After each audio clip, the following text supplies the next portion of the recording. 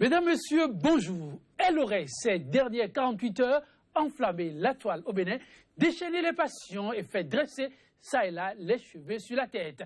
La note de service numéro 166, MESTFP DCSP du 2 novembre 2016 du ministère des Enseignements secondaires, techniques et de la formation professionnelle portant établissement de pièces d'identification aux apprenants et aux enseignants.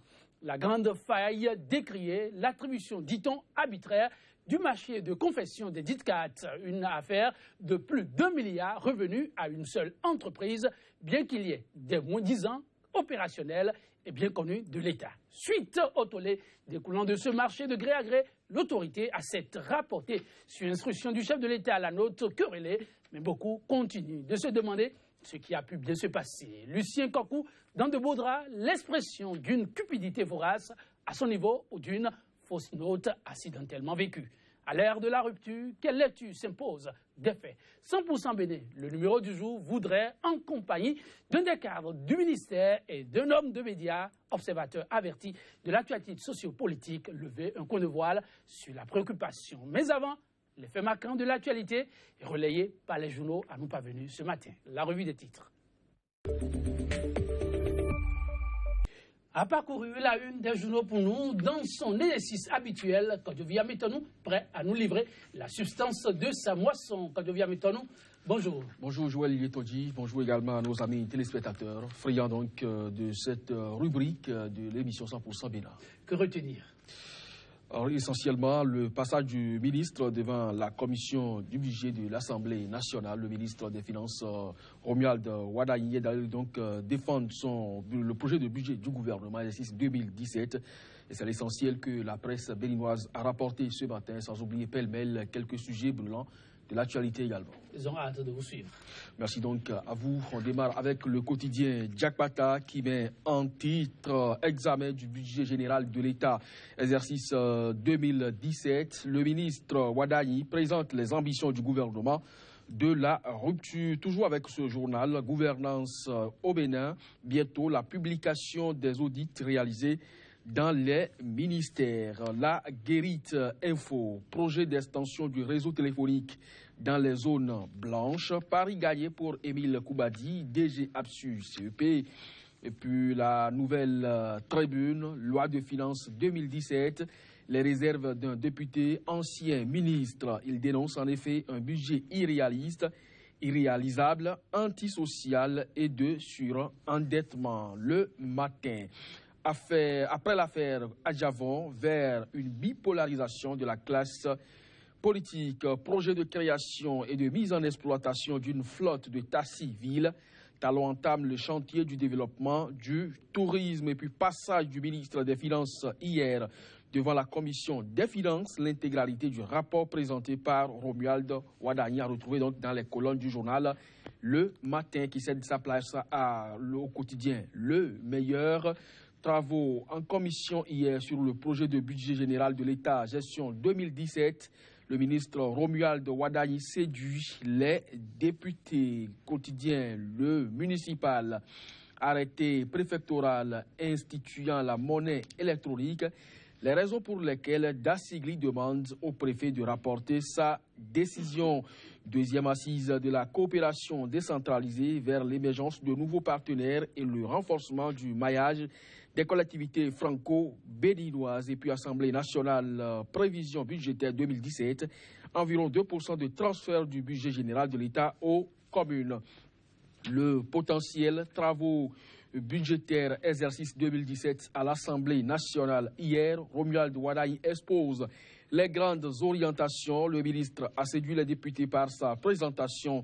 Et puis 17e édition du festival culturel Mahiwendo, Jean Gounogbe annonce une série d'innovations, projet d'aménagement du barrage hydroélectrique d'Adjala. Le gouvernement boucle sa part de financement. L'économiste, rapport afro-baromètre des interventions en Afrique, 70% d'influence économique de la Chine. Au Bénin, projet de loi de finances gestion 2017, les grandes orientations présentées à la commission budgétaire au Parlement et puis quotidien Matin Libre, gouvernance à l'ère de la rupture, OPA sur les télécoms. Rapport tous azimuts de décision gouvernementale. Que devient la cellule d'analyse créée et puis Conseil des ministres vers l'instauration du transport urbain en commun. Le gouvernement met la charrue avant les bœufs, constate le quotidien Matin Libre. Joël Yetondier, c'est encore avec cette information qu'on va refermer la une des journaux pour le compte du mardi. Merci à vous, quand je viens avec nous, et au plaisir de vous retrouver sur ce même plateau. À demain donc. Tout à fait. Parole à présent aux invités pour le débat matinal consacré à l'analyse de l'actualité béninoise. C'est juste après cette bande-annonce. Sika TV fait désormais escale dans chacun des pays africains. Escale numéro 1, le Bénin.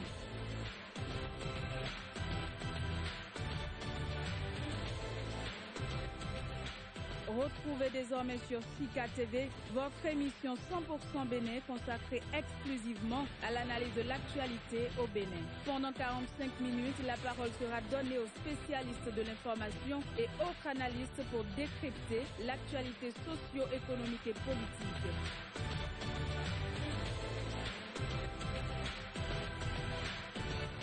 « 100% Bénin, c'est du lundi au vendredi sur Sika, le vrai visage de l'actualité en Afrique. » Le tollé là, est-ce que ça c'est pris? Confession de pièces d'identification aux apprenants et enseignants des établissements publics d'enseignement secondaire, technique et professionnel. La société Samtal Technologies pourrait ne plus être le prestataire attitré. Le marché de gré à gré qui les donne entre-temps plein droit est depuis hier rendu caduque par la note de service numéro 170 MES-TFP DCSP du 7 novembre 2016, ouvrant du coup le champ à la concurrence. Attribution de marché d'établissement de pièces d'identification à un seul prestataire, une grotesque affaire de prévarication mise à nu. Deux invités, tous déjà installés pour mener le débat. Ignace Vissor, cadre de l'administration, enseignant, il est le CTMDS, le conseiller technique à la médiation et au dialogue social du ministère des enseignements secondaires. Ignace Vissor, bonjour. Bonjour, monsieur le journaliste. Merci pour la disponibilité. Tout le plaisir à moi. En face de lui, donc la Mabalo, homme de médias, il est le directeur de la radio Soleil FM au Bénin. Donc la Mabalo, bonjour. Bonjour Joël, bonjour à tous les téléspectateurs, bonjour à vous monsieur Vissor. Bonjour monsieur Abalo. Samtal Technologies Sal, jeune entreprise de 3 mois d'existence, elle aura ravi la vedette à nombre d'entreprises évoluant réglementairement dans le milieu de la confection de pièces d'identification, et ce, à la faveur de marchés de gré à gré, provoquant du coup colère et frustration. Le marché en l'état sera par la suite annulé. Donc la Mabalo, voilà, tout le remue-ménage observé jusque-là, est-ce que vraiment cela s'expliquait suite à cet appel que ce que beaucoup ont qualifié de négociation? Oui, je vous remercie pour la question. Je crois que la veille a payé, je peux le dire directement comme ça, parce que autant les réseaux sociaux peuvent nous créer des problèmes, autant ils peuvent nous sauver de certaines situations. N'eût été cette possibilité que les réseaux sociaux avaient à dénoncer ce genre de note de service, peut-être qu'on n'en saurait rien du tout. Mais aujourd'hui, il y a une note de service qu'on a retrouvée sur les réseaux sociaux et qui donnait la possibilité à une entreprise créée seulement il y a 3 mois, vous l'avez dit vous-même. Et donc, cette note de service qui donnait la possibilité à cette entreprise d'aller vers les directeurs départementaux de l'enseignement secondaire pour confectionner des badges à des enseignants et des apprenants. Et je crois que si aujourd'hui le ministre de l'enseignement secondaire décide de rapporter cette note de service, ça veut dire que les choses ne s'étaient pas faites dans les règles de l'art. Moi, c'est la conclusion que je tire. Et je crois que c'est quand même heureux de constater que lorsqu'on a pu dénoncer cette situation-là, et sous l'influence du chef de l'État, le ministre a pu revenir sur sa décision. Aujourd'hui, le constat est que la concurrence est lancée. Il y a une possibilité pour cette entreprise de gagner encore ce marché. Mais là, à partir de cet instant, d'autres prestataires peuvent rentrer en jeu. Et pour moi, c'est tant mieux pour l'économie de notre pays. Oui, il y a ce Vissor, cette polémique, est-ce que cela vraiment valait la peine? Le ministre l'aurait-il voulu délibérément ou s'est passé des choses qu'on ne comprend pas? Donc, merci monsieur le journaliste. Je salue les téléspectateurs et les téléspectatrices de SICA TV pour dire que c'est dommage, le ministre et son cabinet n'ont pas été compris. De quoi s'agit-il? Le règlement intérieur des établissements d'enseignement secondaire, général, technique, tout et tout. Ce règlement intérieur stipule que les apprenants doivent se faire délivrer des cartes d'identité scolaires au plus tard la fin du premier trimestre. Et donc, pour satisfaire à ce déshydratat, les chefs d'établissement ont l'habitude de recruter des prestataires pour faire établir, pour confectionner ces cartes. Mais il est de notoriété que des choses pas reluisantes s'observent. Et par exemple, il y a la propension exagérée au ristourne. Il y a certains chefs d'établissement qui vont jusqu'à prendre 1000 francs, 1500, 1800, voire 2000. Pour établir pour l'établissement d'une carte d'identité. Alors que sur ce montant élevé, c'est à peine 300, 350, à la limite 400 qui vont aux prestataires. Donc il y a quelque part quelque chose si on ne peut pas appeler ça escroquerie ou bien de la l'arnaque, je ne sais pas comment on peut appeler. Maintenant, les prestataires, ces prestataires qui réalisent ces qualités-là, pour la plupart ne sont pas outillés. De sorte qu'ils n'ont pas souvent, il y en a, la plupart n'ont pas le matériel qu'il faut. De sorte que c'est des cartes souvent pas de bonne qualité. Photos pas claires, renseignements pas toujours lisibles et cartes abîmées dès que la première pluie mouille l'apprenant. Alors, il y a aussi le délai trop long pour rendre la prestation. Il arrive souvent de constater que dans certains établissements, les apprenants entrent en possession de leur carte d'identité scolaire à la fin de l'année, vers fin mai, début juin. Or, ils devaient être détenteurs de cette carte-là depuis le premier trimestre pour pouvoir bénéficier de certaines prestations de l'école.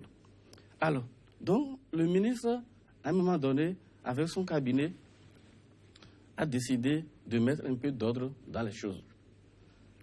Alors, mettre l'ordre dans les choses vise quoi? Vise à ce que, sur toute l'étendue du territoire national, les cadres qui seront confectionnés respectent une charte graphique. C'est-à-dire que partout dans le Bénin, nous devons avoir le même prototype. Et les seules différences vont figurer au niveau du nom de l'établissement et des données concernant spécifiquement l'apprenant et sa photo. Le ministre et son cabinet aussi ont étudié, ont vu qu'on peut profiter de cette filière-là pour pouvoir avoir une base de données, des archives électroniques dans chaque établissement.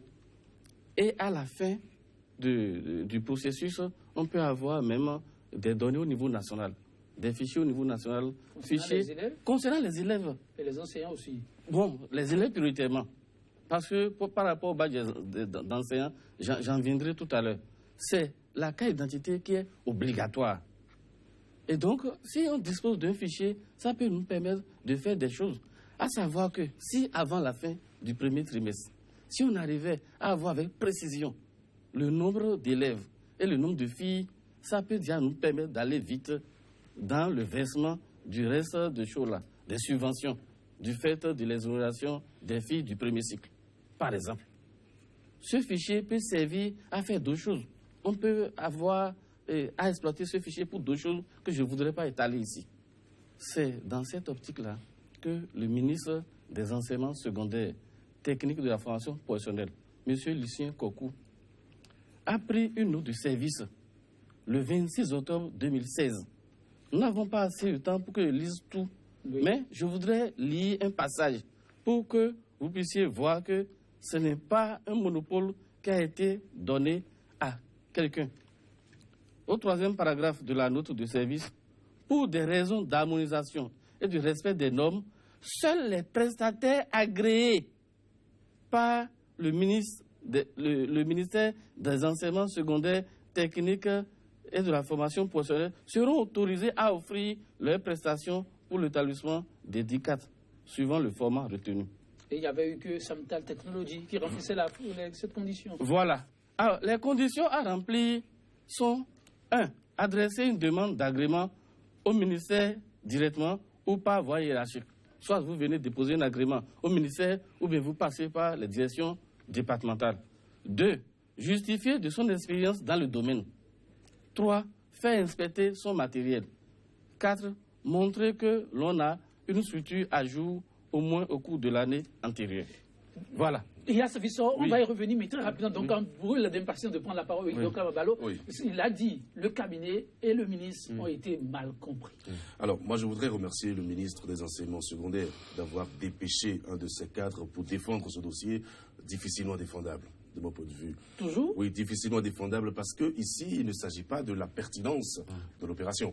J'ai la note de service du ministre qui rappelle l'article 4 du règlement intérieur. Nous ne sommes pas contre la pertinence de l'activité. C'est vrai qu'il faut identifier les élèves et les enseignants. Mais le problème ici, ce n'est pas l'identification, c'est l'attribution du marché.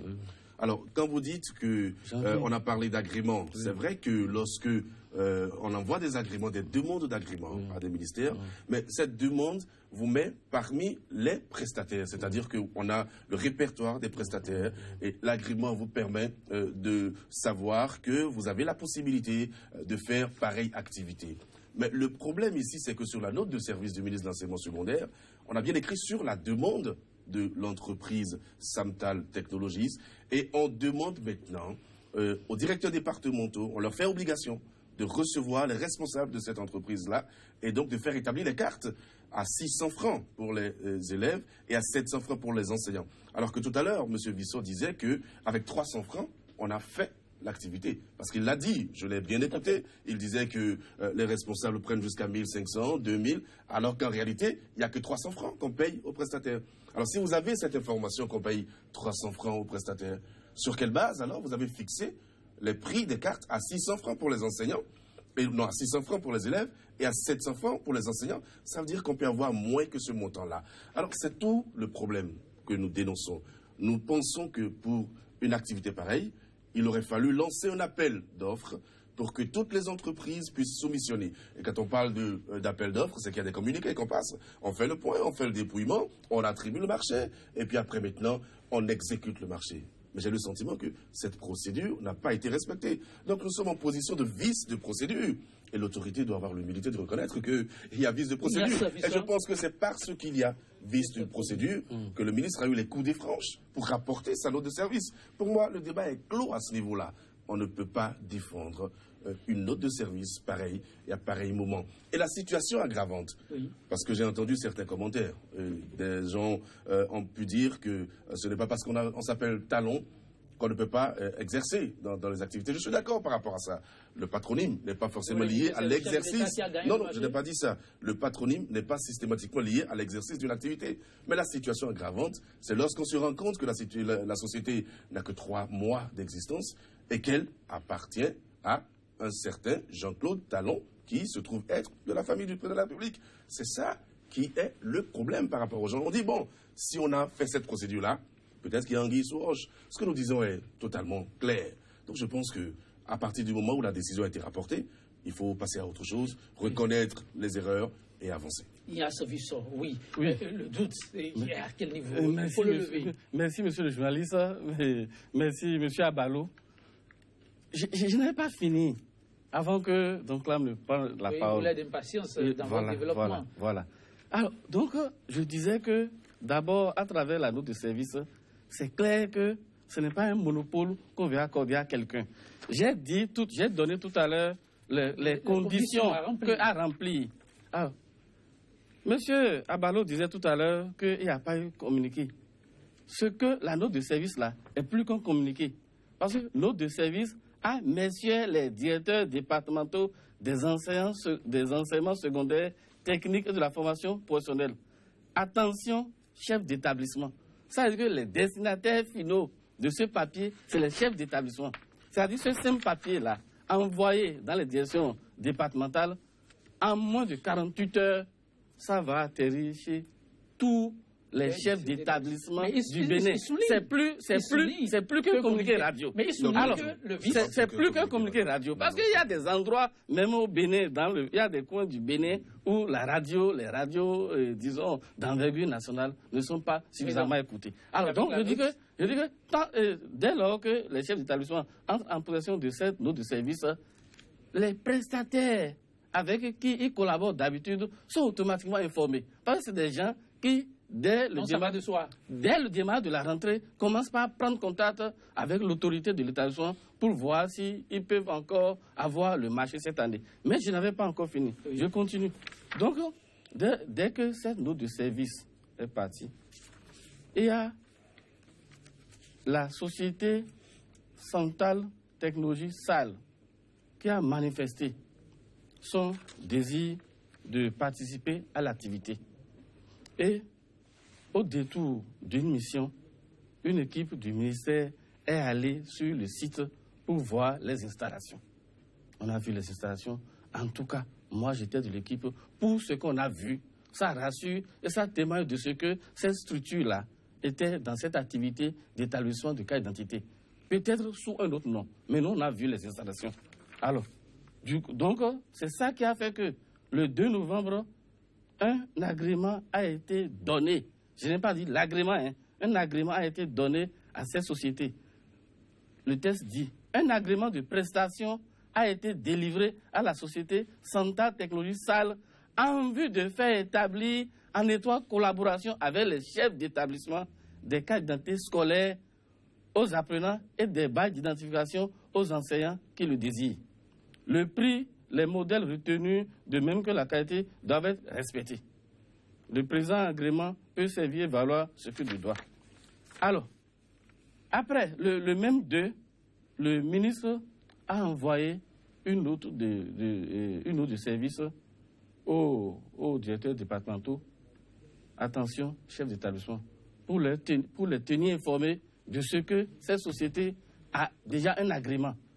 Mais le processus ne s'est pas arrêté là. Déjà, avant le 2, il y avait d'autres sociétés qui ont déposé leur demande d'agrément. J'ai devant moi, par exemple, bon, je ne sais pas si vous me permettez de lire. Allez-y, ça ne gêne pas. Et la société Trinité Informatique. Et les informations là sont là. Le siège, tout ça là, l'email, l'autorisation, tout et tout. Bon, autrement, Centrale Technologie n'est pas la seule. Cette société nous a fait parvenir sa demande d'agrément le 31 octobre. Or, on a dit, la demande seule ne suffit pas. Après la demande, l'étape suivante est qu'on se déplace pour aller voir ces installations. À part cette société, Trinité Informatique, il y a le centre d'édition numérique CENU du projet collégien 6 sur le campus d'Abomey-Calavi et de Parakou. Son registre de commerce est là, numéro RB. Donc, il ne s'agit pas d'un marché gré à gré. Non. Pas du tout. Ce n'est qu'un agrément.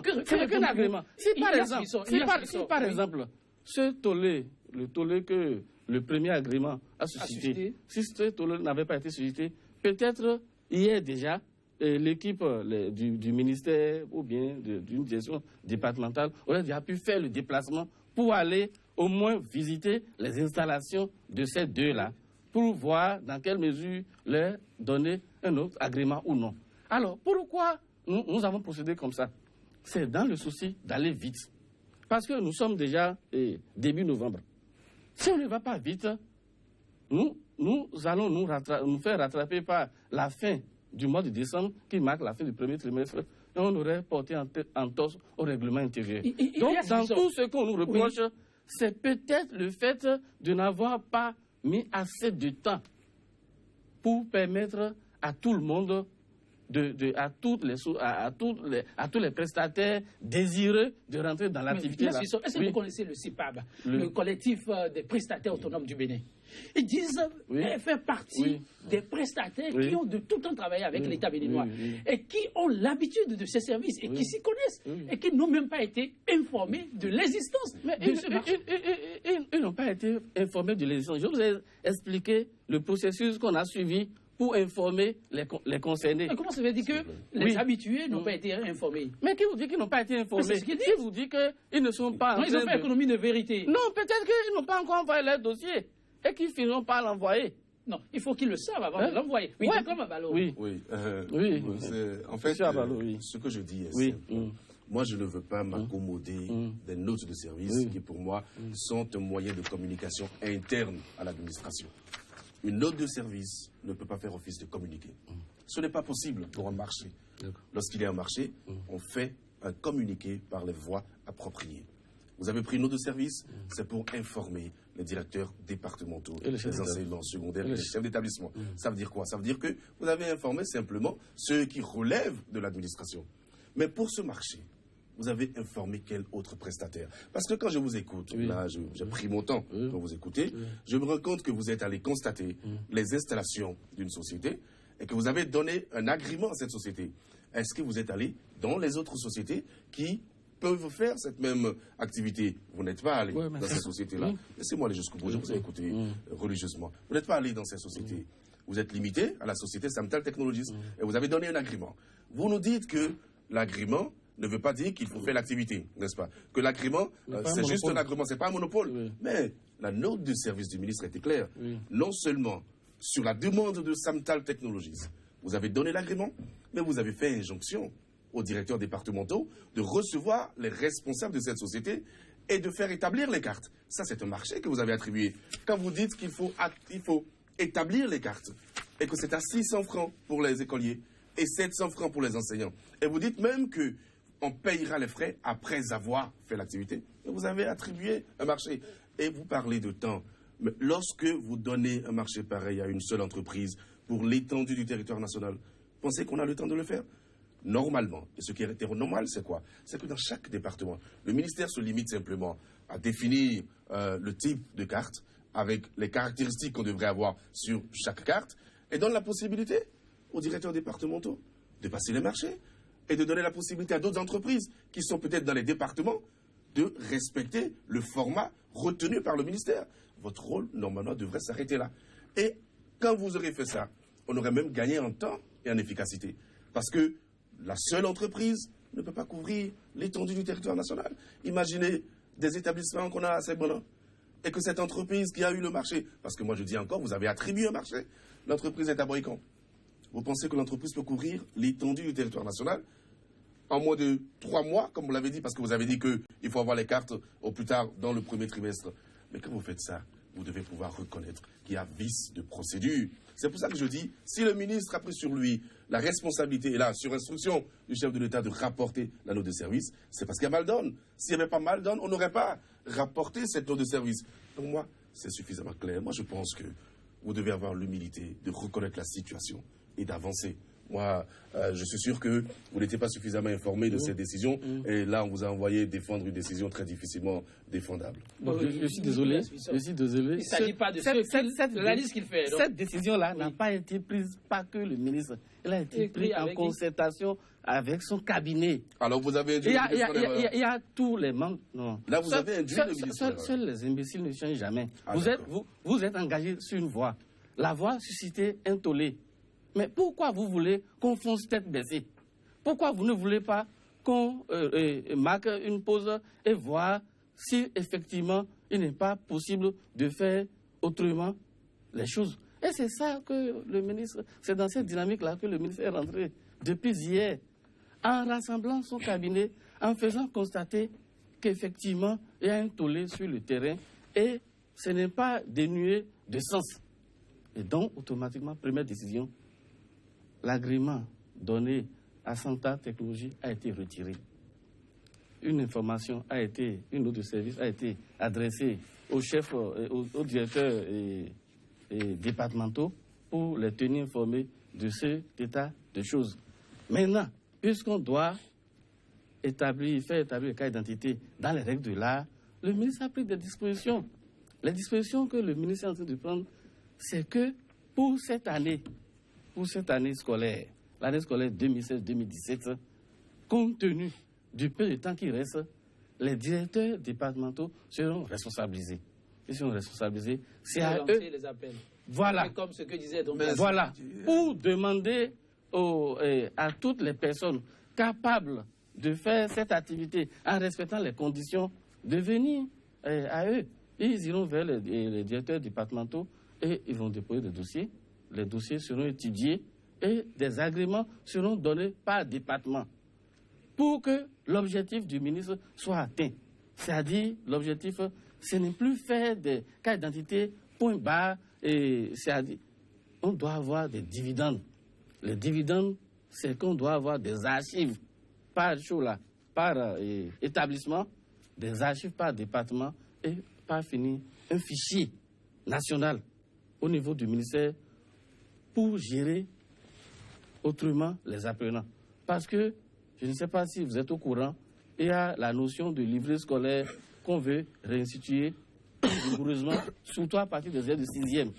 Avec cette base de données, nous pourrons attribuer des numéros matricules à ces apprenants. Numéros matricules qui les suivra tout au long de leur cursus jusqu'à la fin du secondaire. Le ministère a-t-il veillé à ce que l'opération se fasse dans les règles de l'art et qu'à la suite, on n'ait pas encore des remises en cause? Bien sûr, bien sûr. De la transparence. Des instructions seront données au directeur départemental. Elles ne sont pas encore données. Non, les instructions, hier, on a deux notes de services ont été élaborées hier et envoyées.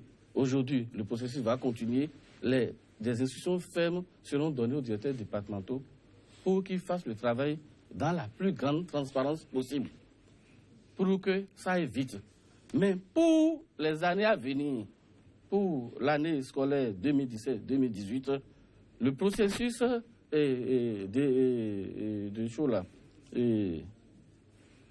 d'obtention d'agrément va commencer dès maintenant, dès le mois de janvier 2017. Là. Tous les prestataires, là, ils vont candidater et des structures compétentes vont se déplacer. Donc, il faut passer le communiqué comme ça déjà. Non, ce n'est pas un communiqué. Nous sommes toujours en train de parler. Okay, allez-y. Des structures compétentes vont se déplacer pour voir effectivement s'ils sont capables de faire le travail. Nous, on n'a pas l'intention d'imposer 601. Une fois que la concurrence est ouverte maintenant, à l'intérieur d'un département, si quelqu'un arrive à prouver qu'il peut réaliser ces cartes-là, cette carte-là qui va revenir à 400 francs ou bien à 300 francs, on avisera. Le souci premier du ministre des Enseignements secondaires, ce n'est pas ce que les gens pensent, ce n'est pas ce que les gens disent sur les réseaux sociaux. C'est comment faire pour que les parents d'apprenants ne soient pas arnaqués. C'est tout.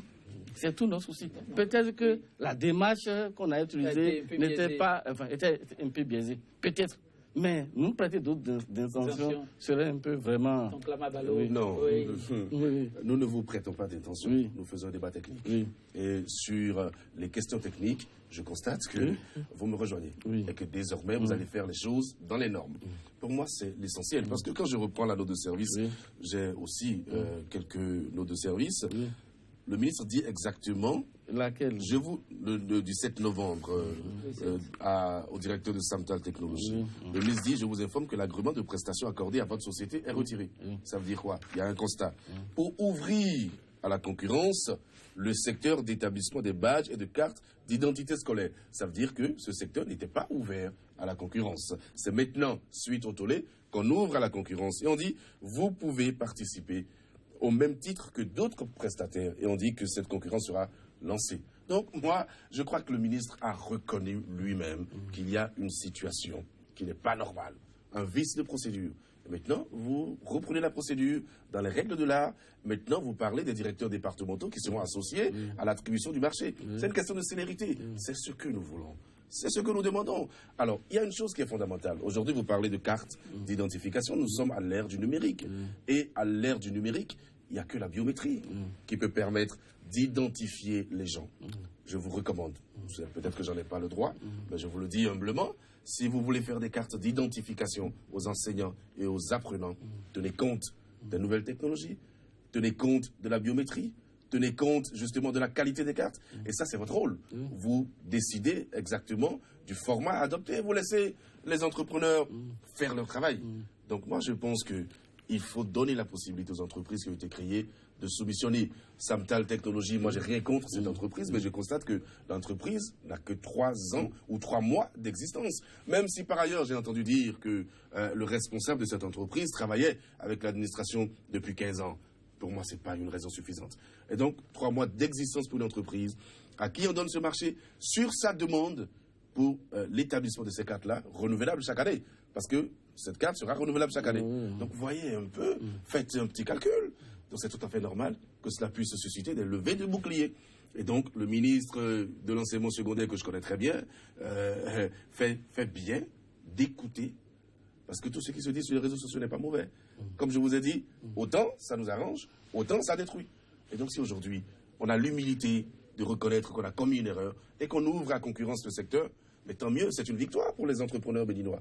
Donc moi, par rapport à ça, je suis satisfait. Je constate, M. Vissor, que finalement, vous revenez sur ma position. Oui. Et en fait, pour parler court, j'ai 2 choses à dire. L'intention du ministre Lucien Kokou, c'était pas de donner le monopole des cartes à quelqu'un. C'était non plus de s'en mettre plein la poche. Comme Non, pas du tout. La preuve à l'œuvre, les détenteurs d'agréments auront affaire directement au chef d'établissement. Et là, à la fin, ils peuvent désintéresser un peu ces chefs d'établissement-là, désintéresser un peu l'établissement. Là, ce n'est pas de la corruption. Ça, c'est le premier truc, ça. Ma seconde préoccupation, ce que je veux dire deuxièmement, c'est que la démarche n'a pas été complètement celle qui aurait pu être la plus juste. Donc, le ministre et ses collaborateurs ont accepté la chose avec humilité et ont choisi de faire ce qu'on doit faire pour qu'il y ait véritablement concurrence. Bon, on met tout le monde sur la ligne du départ. Parce que les gens disent, une fois qu'on n'a pas délivré les agréments au même moment, certains prestataires ont plus de chances d'avoir plus de parts de marché que d'autres. C'est vrai. Mais à partir de maintenant, bon, on va, dans les départements, on va laisser un petit temps pour candidater.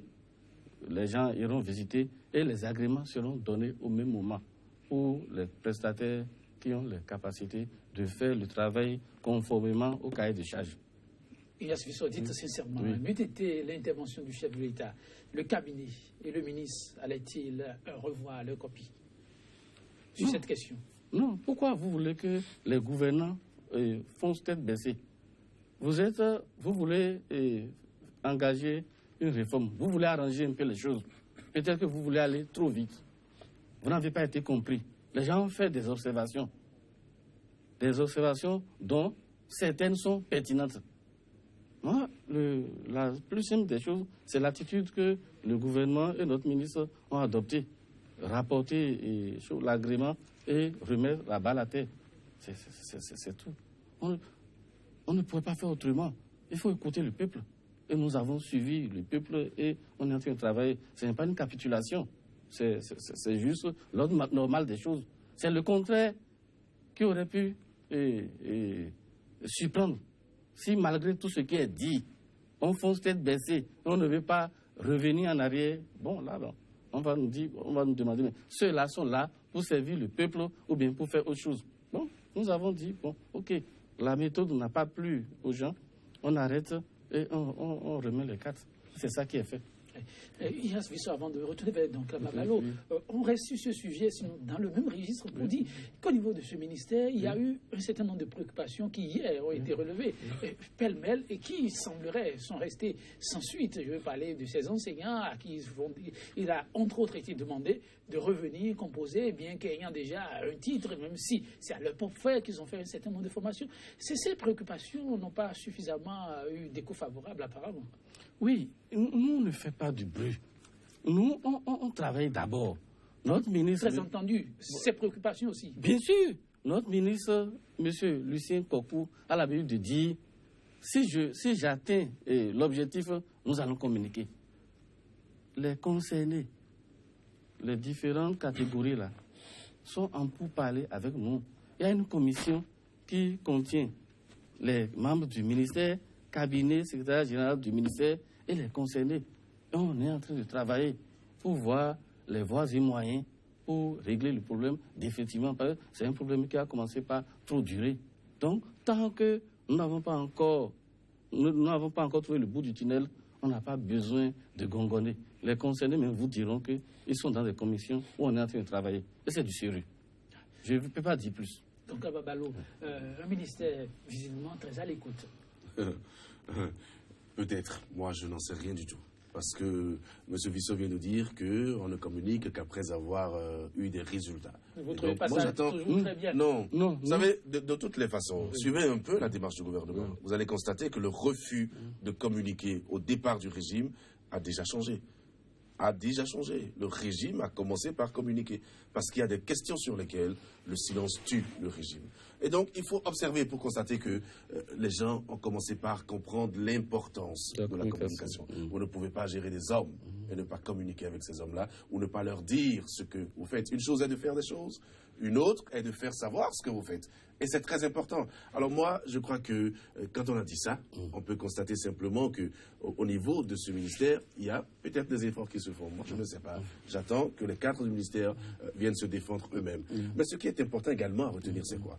C'est que dans chaque ministère, il y a des cellules administratives qui existent. Il y a des conseillers techniques juridiques qui existent. Donc moi, je ne peux pas concevoir qu'on prenne des notes de service ou on prenne des actes administratifs sur lesquels on revient. Ce n'est pas seulement dans votre ministère. Il y a eu un arrêté pris par le préfet par rapport au paiement électronique. Nous sommes d'accord sur le principe. Mais le ministre de tutelle, le ministre de la décentralisation, a été obligé de revenir sur cette décision du préfet. Ce n'est pas bien, n'est-ce pas, pour la gestion du pays. Il y a des arrêtés qui ont été pris par le préfet, et puis après, on revient encore sur les mêmes arrêtés pour revoir les contours, parce que justement, on s'est rendu compte que dans l'application, il y a des problèmes. Donc, la rédaction administrative, les cellules administratives existent dans les ministères, et toute décision devrait pouvoir requérir la forme administrative. Moi, j'ai un problème personnel, et j'ai le sentiment que, au niveau de la rédaction administrative, il faut former beaucoup de cadres qui sont nommés à des positions, parce que il y a des cadres qui viennent du privé et qui rentrent dans l'administration.